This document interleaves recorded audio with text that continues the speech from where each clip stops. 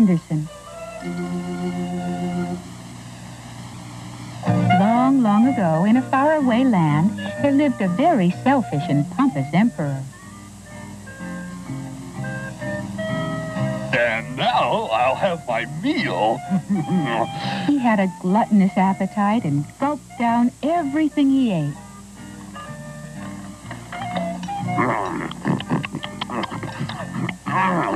And he was very fussy about his meals being served on time.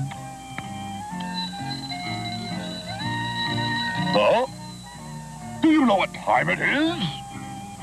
This meal was not prepared on time. Don't let it happen again.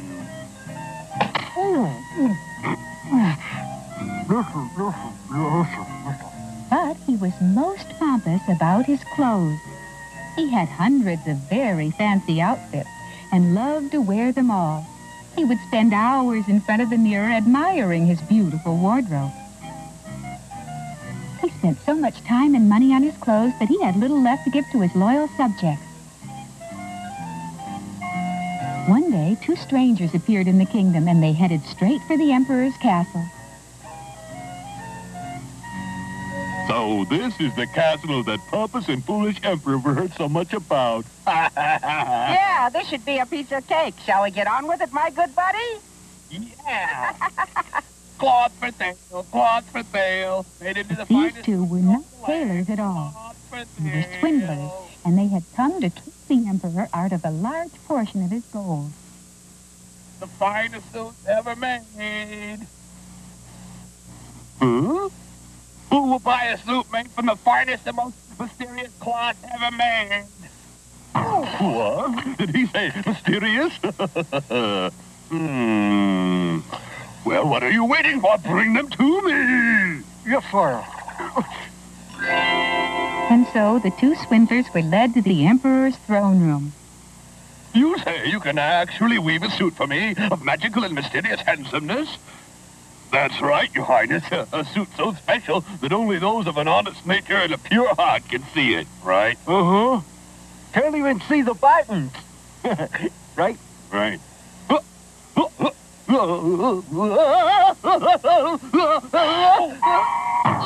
Never had the emperor heard anything so amazing.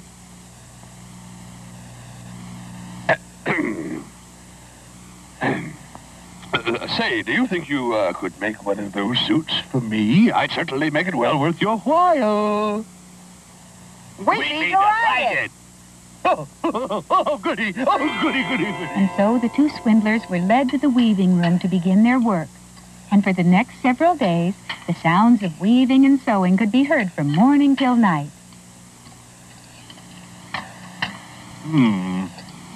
As the days passed, the pompous emperor grew more and more impatient to see his new suit. But he was afraid to look in on the tailors himself because if he couldn't see the cloth, it would prove himself to be a fool. Oh, that's it. I'll send all of my ministers and advisors to look for me. This way I can tell which of them are honest and which aren't. Just like killing two birds with one stone. The first one shall be my Minister of Education. Excuse me.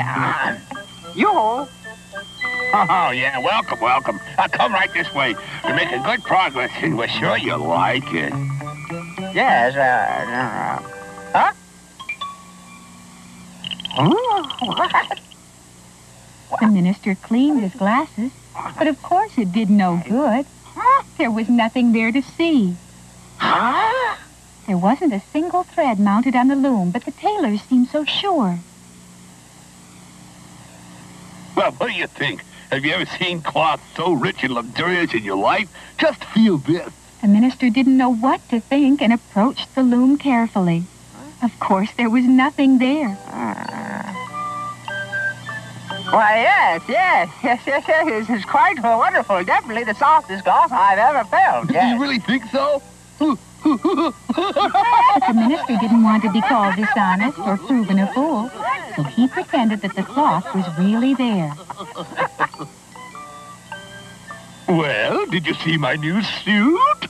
Oh, Your Highness, you won't believe your eyes. The most exquisite silks cannot match the beauty. It's fantastic. Yes, wonderful. The minister praised the cloth to the limit, and the emperor could hardly stand it, thinking about how fine he would look in his new suit.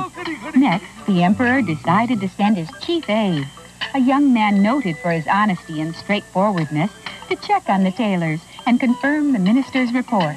Excuse me. Oh, yes. Go right in. Well, we've been expecting you. Thank you. We're almost finished, and we're sure the Emperor's going to love it. Hmm? Oh, yes, they're fantastic. The colors are marvelous. I just can't believe it. Once again, the trick worked. Even the honest aide was afraid to appear foolish. Why, if everyone else could see it, it must be there.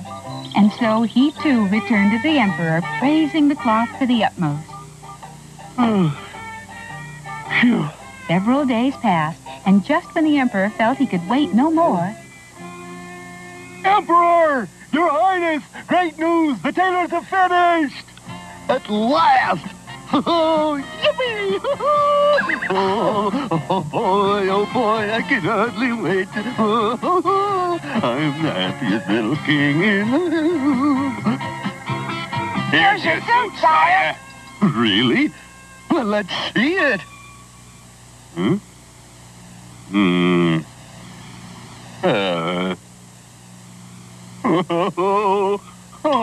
I can't see a single button.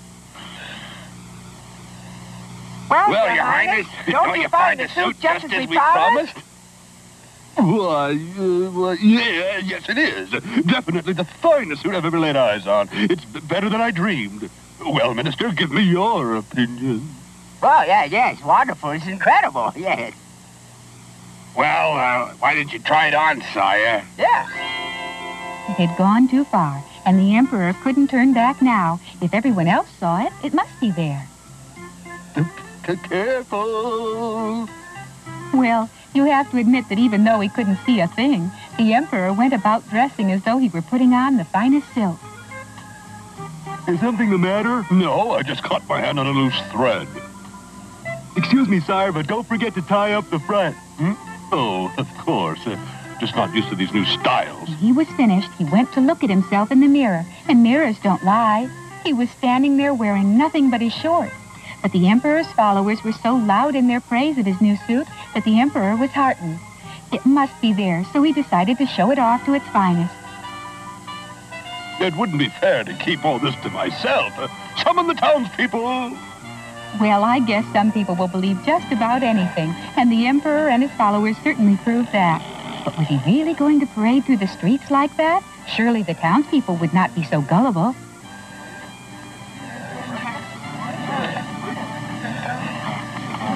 But you guessed it. The townspeople, too, were afraid to admit that they saw nothing.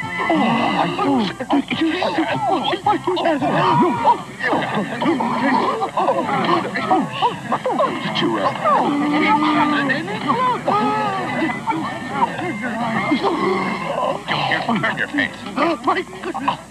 Well, you have to give him credit. That emperor was strutting through the streets like a rooster with its tail feathers freshly groomed. My, what a beautiful velvet collar. Have you ever seen anything so wonderful in your life?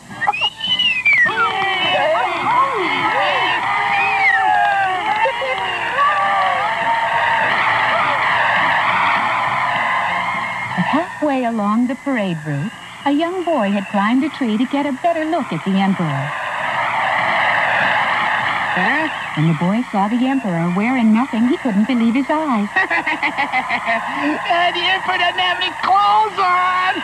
Oh, what did he say? Look at the emperor. No clothes on the emperor. Oh, no. Oh, God. Come on. Did you hear that? What you hear that little boy? Well, they say there is no one as honest as a child, and they must be right. It took a child to make the people believe their own eyes. Oh, the Emperor has no clothes. He's as naked as a jaybird. The Emperor's wearing no clothes. No clothes. At last, the emperor realized how foolish he'd been and how silly he looked. But he was the emperor, and he would have to play his role to the finish. And so, puffing out his all-too-visible chest, he finished the parade.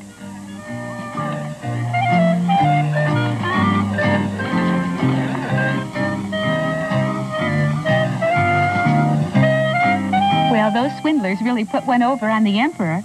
They had appealed to his vanity and managed to sell a suit that wasn't there for a whole cart full of treasure. Oh, my. And so the two swindlers left that land, knowing full well that it was just a matter of time until they came across another pompous fool, as gullible as the emperor had been. But the swindlers weren't the only ones to benefit. The emperor had learned his lesson, and from that day forth he stopped wasting his people's money on foolish clothes and began using it to help them.